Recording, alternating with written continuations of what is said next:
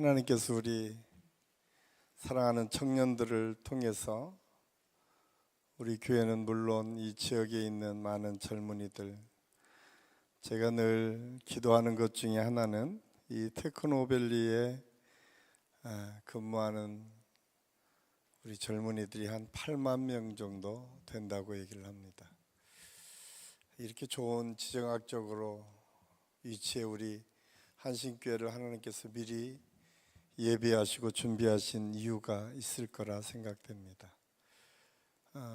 어쩌면 우리나라의 가장 첨단을 가는 지역으로 이 지역의 많은 젊은이들이 다른 지역보다 훨씬 더 앞서가는 기술과 또 여러 가지 방법들을 연구하는 기업들이 많이 들어와 있고, 또 어떻게 보면 과학기술을 선도적으로 이끌어가는 이 지역이 우리 판교 지역인데, 제가 기대하고 소망하는 것은 우리 젊은이들을 통해서, 우리 청년부들을 통해서 그 지역이 하나님의 말씀으로 복음화되고 또 그 비전과 꿈을 하나하나 이루어갈 수 있는 그런 능력의 역사들이 우리 청년들을 통해서 나타나고, 또 여러분, 제가 우리 청년 몇 사람들한테 계속 도전을 주고 있는 것 중에 하나는 우리 청년 한 명만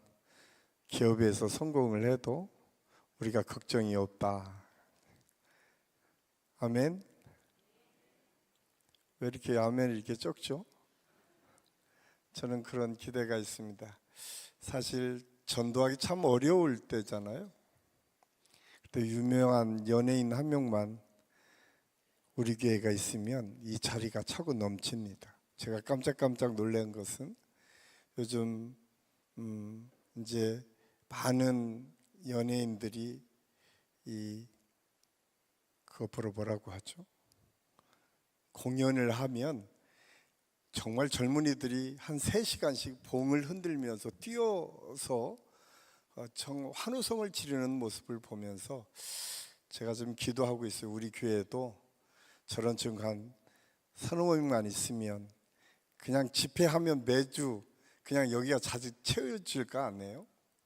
여러분 기도해 주십시오. 혹시 여러분 자녀 중에 특별한 달란트가 보이면 기도하세요. 하나님께서 언제 어떻게 그를 들어서 사용하실지 어떻게 아세요? 아멘? 우리가 그런 비전이 있었으면 좋겠습니다. 왜냐하면 오늘 특별한 경험을 했던 제자들이 예수님을 만나고 하나님의 은혜를 통해서 이 사순절 기간에 우리가 예수님의 여정이 어땠는지 살펴보면서 우리의 믿음의 여정이 어디로 향해서 가는지를 함께 말씀을 통해서 은혜를 나누고 있습니다. 처음 예수님께서 공생애를 시작하시면서 첫 번째 가신 곳이 광야였습니다.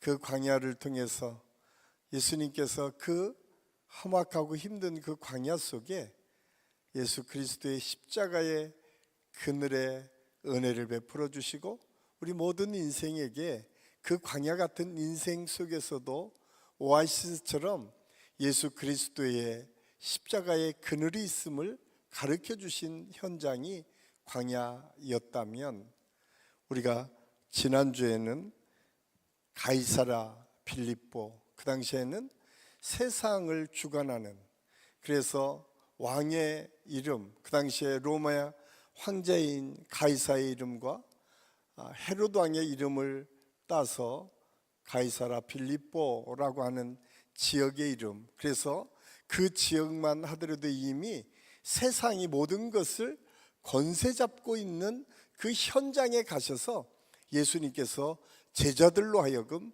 그렇게 응답을 받습니다. 너희들은 나를 누구라 하느냐? 그때 베드로를 통해서 유명한 고백이 나옵니다.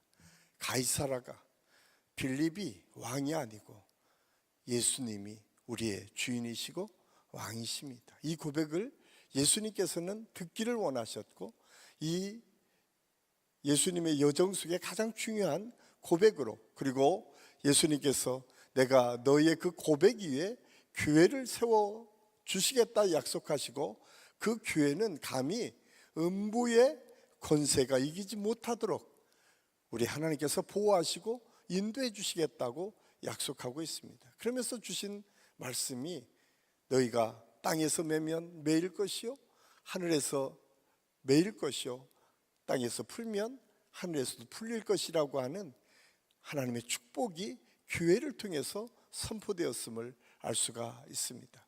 그리고 오늘 세 번째로 변화산으로 예수님께서 제자들을 이끌고 가십니다. 특별히 오늘 1절에 보면 베드로와 야고보와 요한 세 사람을 데리고 지금 변화산에 올라가셨습니다. 아마 학자들은 대부분 이 변화산이 북쪽 지역에 있는 헐몬산 한 2,800m가 넘는 그 지역에서는 가장 높은 산이고 그 태양빛이 내리는 광야의 사막의 그 우뚝 솟은 산은 만년설로 그 안에는 언제나 눈이 쌓여 있고 그 눈이 쌓여서 녹아질 때에 이 사막에 강이 흐르는 놀라운 역사를 이루고 한 그 첫 번째 시작점이 이 헐몬산인데 아마 이 헐몬산에 올라갔을 것이다 라고 추정을 하고 있습니다.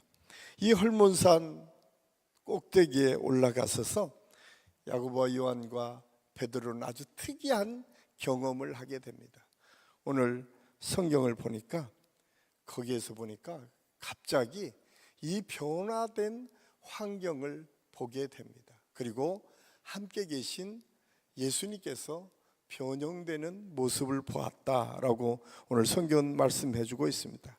그래서 오늘 표현을 보면 그 얼굴이 해같이 빛나며 옷이 빛과 같이 희어졌더라라고 이 변형되었다라고 하는 표현을 쓰고 있는데 이 표현 속에는 그냥 바뀌어지는 것라고 하는 의미만 있는 것이 아니라 이 메타모르포라고 하는 것은 본질이 바뀐 것을 의미합니다. 그냥 외모만 바뀐 것이 아니라 예수님의 본성이었던 신성, 그래서 그렇게 말로 표현할 수 없는 아름다운 모습으로 변해지는 예수님의 모습이 오늘 이 제자들이 본 현장에서 변화된 모습이었음을 알 수가 있습니다.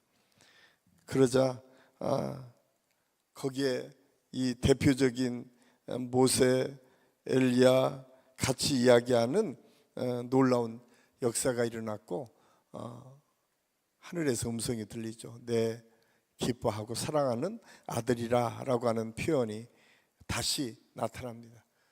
예수님이 세례받을 때와 지금 변형되셨을 때 하나님의 음성이 들렸음을 성경은 우리에게 말씀해 주고 있습니다. 그런데 참 베드로는 성격이 급하기도 하고 참 믿음이 있었고 참 좋은 사람이었던 것 같아요. 하나님께서 특별히 그래서 예수님께서 수제자로 임명할 만한 사람이었던 것 같아요. 그는 그 황홀한 순간을 보고 고백을 이렇게 합니다. 4절입니다. 4절 우리 같이 한번 읽겠습니다. 베드로가 예수께 여쭈어 이르되 주여 우리가 여기 있는 것이 좋사오니 만일 주께서 원하시면 내가 여기서 초막 셋을 짓되 하나님은 주님을 위하여 하나는 모세를 위하여 하나는 엘리야를 위하여 하리이다. 가만히 있지 않고 바로 나서서 내가 여기에 초막을 짓고 여기서 살았으면 좋겠습니다. 이것은 그냥 지어서 그 집을 이게 아니라 그냥 여기서 살았으면 좋겠습니다 라고 하는 고백이 베드로의 고백입니다. 어쩌면 이 베드로의 고백, 여기가 좋사오니 라고 하는 것이 베드로만이 아니라 우리도 그런 놀라운 광경을 보고 그 환경에 들어가게 되면 그렇게 고백할 수밖에 없지 않을까요? 아마 대부분 그럴 것입니다. 우리 인간들은 좋은 것이 보면 너무 좋으니까 거기에 현혹되고 또 매몰되고 그것이 나쁜 것이 아닙니다. 저는 베드로가 당연하게 그 좋은 것을 보고 여기 있다라고 하는 고백은 당연한 고백이다라고 생각을 합니다. 아마 우리 연약한 인간들의 모습 속에는 언제나 그런 연약한 부분이 있어요. 왜냐하면 좋은 거 있으면 계속 여기가 좋사오니 이대로만 됐으면 좋겠습니다 라고 생각을 하게 되죠. 그런데 예수님께서는 그러지 않았어요. 예수님께서는 그들을 데리고 거기에 여기가 좋다, 아니다 이렇게 말씀하지 않고 그냥 대꾸도 않으세요. 그리고 데리고 다시 내려오십니다. 어떤 사람은 그거를 변화산 증후군이다라고 표현한 분도 있더라고요. 뭐냐면 그냥 보기에 좋은 것, 그러면 거기에 우리가 쉽게 매몰될 수 있는 우리의 연약한 모습들이 우리 안에 언제나 존재할 수 있다는 거예요. 근데 예수님의 관심은 물론 그렇게 변화된 놀라운 축복의 세계를 통해서 우리에게 이 치열한 이 세상, 죄가 관영하고 늘 투쟁하고 싸워야만 뭔가 이루어지는 것 같은 이 세상이 전부가 아니라 하나님의 나라, 하나님이 약속한 그 축복의 나라가 얼마나 대단한 것인지를 보게 하셨지만 거기에 머물지는 않으셨다는 거예요. 우리 주님은 거기에 가서 제자들이 경험하도록 하는 것은 중요했다고 생각합니다. 왜냐하면 나중에 베드로가, 요한이, 야고보가 마지막까지 주님의 말씀을, 하나님의 뜻을 순종할 수 있었던 이유가 무엇이었을까?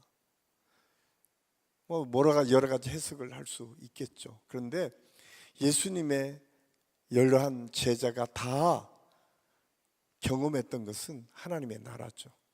예수님과 함께 하셨던 그 현상들을 경험할 수 있었어요. 사도 바울이 참수당할 수 있었던 이유, 수많은 순교자들이 마지막까지 믿음을 지키며 순교할 수 있었던 이유, 그거는 그냥 이루어진 것이 아니라 자기의 믿음, 자기의 생각이 아니라 하나님이 얼마나 놀랍게 역사하는 현장에 우리를 이끌어 가시는지를 알았기 때문에 그들은 이 땅이 전부가 아니라 하나님의 나라를 기대하고 소망하며 흔쾌하게 순교의 자리에 갈 수 있지 않았을까. 어쩌면 베드로와 야고보와 요한은, 베드로는 다시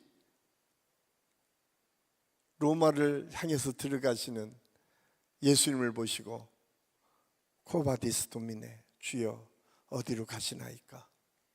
그 질문 앞에 예수님이 네가 버리고 가 있는 로마를 향해서 내가 간다고 할 때 다시 들어가서 거꾸로 십자가에 매달렸더라고 하는 이유의 이야기가 전해지는 것처럼, 그가 그럴 수 있었던 이유, 그것은 이 변화산상의 경험이지 않았을까. 왜냐하면 그 놀라운 축복의 세계가 약속되었음은 그들은 알았습니다. 그럼에도 불구하고 예수님의 관심, 영적으로 충전해서 결국은 예수님께서 원하셨던 것은 뭐냐면 여전히 진흙탕 같은 이 세상에 사는 우리 사람들을 향해서 다시 내려오십니다. 그리고 이어서 9절 이하에, 그리고 14절에 가면 이 귀신 들린 아이를 치료해 주시고 회복해 주시는 하나님의 역사를 이루어 가십니다. 저는 오늘 이 말씀을 준비하면서 혹시 우리가 언제나 우리의 믿음이 이 변화산상을 기대하고 소망하는 것에 머물러 있지는 않은가. 우리가 영적으로 하나님의 은혜를 받았다고 얘기하는 것, 언제나 은혜 받는 것은 소중하고 중요합니다. 그런데 은혜 받았다는 그 결론은 그 변화산에 올라가서 여기가 좋사오니가 아니라 그 충전한 힘을 가지고 내려와서 귀신을 쫓아내고 힘들고 어려운 사람을 살려내는 역사를 이루어가는 데에 우리 주님의 관심이 있었고 목표가 있었다는 사실을 우리는 잊어서는 안 됩니다.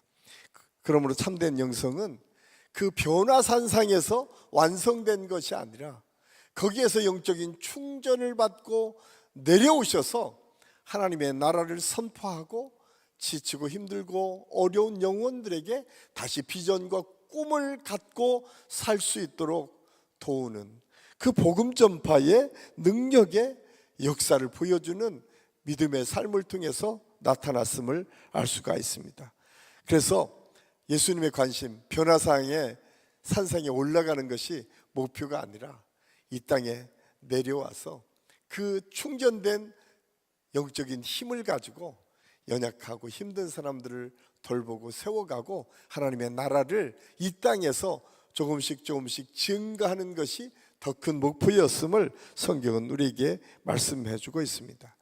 저는 오늘 여기에서 우리가 아까 우리 손아람 목사님 찬양을 통해서 우리가 은혜 받고 또 기쁨의 찬양을 드렸는데, 여기에서 안주하는 것이 아니라 이 찬양한 그 것 그대로 우리 가정에서, 우리 직장에서, 우리가 만나는 사람들 속에서 이 하나님의 사랑을 나누고 그걸 통해서 하나님의 역사를 이루어가는 것, 이것이 진정한 변화산에서 경험한 하나님의 축복이고 은혜라는 사실을 깨닫고 우리 모두가 그 은혜를 경험할 수 있기를 예수님의 이름으로 간절히 축원합니다.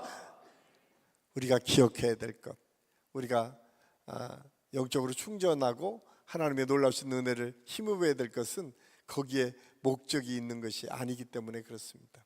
간혹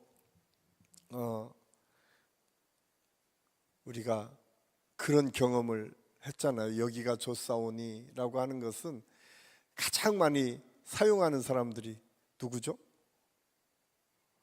이단들입니다. 이단들은 여기가 좋사오니 라고 표현을 하죠. 그래서 다 팔고 올라오라 라고 해서 가는 경우가 참 많이 있습니다. 지금도 참 우리나라는 대단한 이단들이 많이 있어요. 지금 브라질도 가고, 저기 이 옛날에는 무슨 섬도 가려고 했던 이단도 있었어요. 제가 베트남에 있을 때는 그 어디 섬이 과천에 있던 어떤 교회인데 다 팔고 섬으로 가려다가 실패했던 데도 있어요. 지금 성공해서 브라질인가 어디에서 지금 집단을 한 500명씩 이루고 사는 데도 있어요.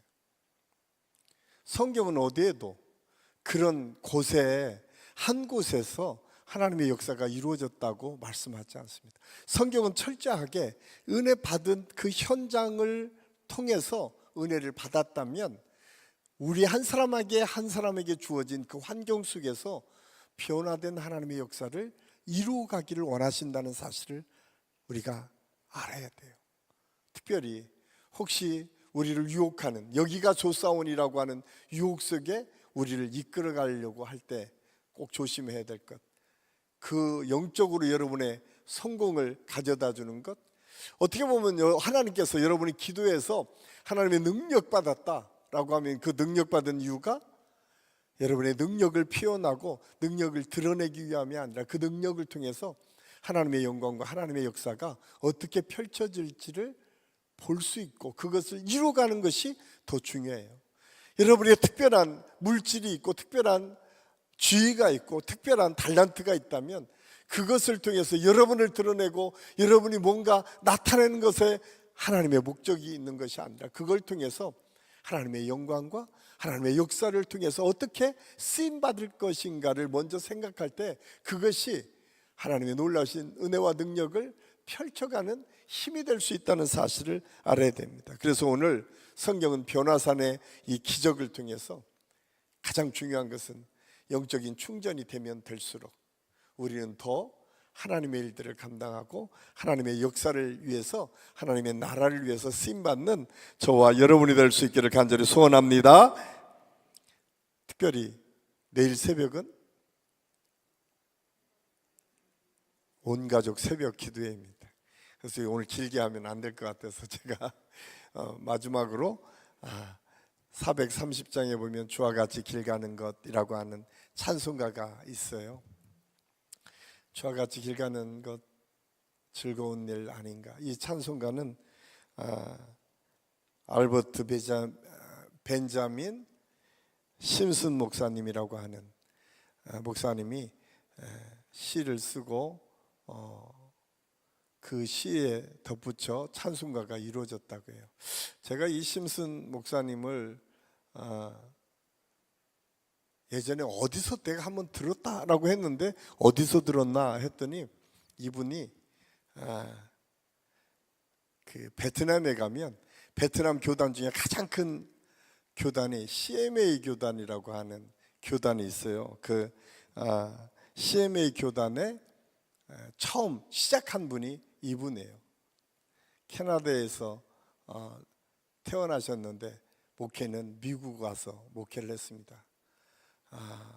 미국 와서 목회했던 이 목사님이 처음에 뉴욕에 와서 목회를 할 때는 굉장히 부유하게 목회를 시작하셨습니다. 그래서 누가 뭐라고 해도 다 인정받을 만큼 뛰어난 사람이었다라고 얘기합니다. 그래서 그 목사님이 처음 목회를 했던 곳은 상류층들이 있었던 곳이었나 봐요. 이분은 지식도 있었고 또 시를 잘 쓰는 목사님이셨습니다. 그런데 그분이 사역을 했을 때 이 우리가 1900년 초는 미국은 경제의 부흥의 때입니다. 그래서 빈부격차가 막 시작해서 심해질 때였다고 합니다. 하루는 그분이 부유한 상류층에서 목회하다가 뉴욕의 거리를 걸어가는데 보이는 게 다 소외되고 가난한 사람들이 보이기 시작하는 거예요. 그런데 나가기만 하면 그분 보이는 게 다 어렵고 힘든 사람들만 보이는 거예요. 그런데 그분들이 그 당시만 하더라도 교회에 들어올 수 있도록, 자기가 목회하는 현장에 들어올 수 있도록 하는 그 환경이 되지 않았어요. 그런데 그분의 마음속에는 굉장한 도전이 있는 거예요. 매일매일 만나는 것은 그 어렵고 힘든 사람들을 어떻게 섬겼으면 좋을까라고 하는 생각이 그 마음에 들어가기 시작합니다. 그리고 그는 그 교회를 사임하고 그 빈민 현장으로 들어가게 됩니다. 그리고 그 빈민의 사람들과 함께 교회를 개척하는데 가스펠 타버너클이라고 하는 교회를 개척해요. 그리고 거기에 우리가 잘 아는, 제가 아까 말했던 베트남의 CMA 교단, 크리스찬 미셔너리 얼라이언스라고 하는 말로 쓰여졌는데, 이게 동맹이라고 하는 말로 해서 처음에 저는 이건 공산주의 이런가 그랬더니 그게 아니라 처음 미국에서 출발하면서 그 말 자체로 그 어렵고 힘든 사람들을 함께 연합시키고 함께 묶어가는 선교단체를 만드는 거예요. 그리고 그 선교단체를 통해서 지금도 가장 어렵고 힘든 곳에 가서 주님의 복음을 증거하는 일을 담당하는 선교단체가 CMA인데, 그 단체를 시작했던 분이 이 430장을 부르면서 시작했다는 거예요. 근데 이 가사의 내용을 보면 무엇입니까? 주와 같이 길 가는 것 즐거운 일 아닌가. 너무 행진곡으로 즐겁게 해놨잖아요. 그래서 그런 생각을 했어요. 우리는 그런 생각을 하잖아요. 아이고, 여기가 좋사오니까 훨씬 즐겁고 행복할 것 같았는데, 이분의 고백 속에는 그 뉴욕의 상류층에서 목회하던 때보다 빈민가에서 그 어려운 사람들과 함께 했던 것이 훨씬 더 행복했다고 고백합니다. 그런데 그 행복의 중심에 뭐가 있었죠? 주와 함께 길 가는 것.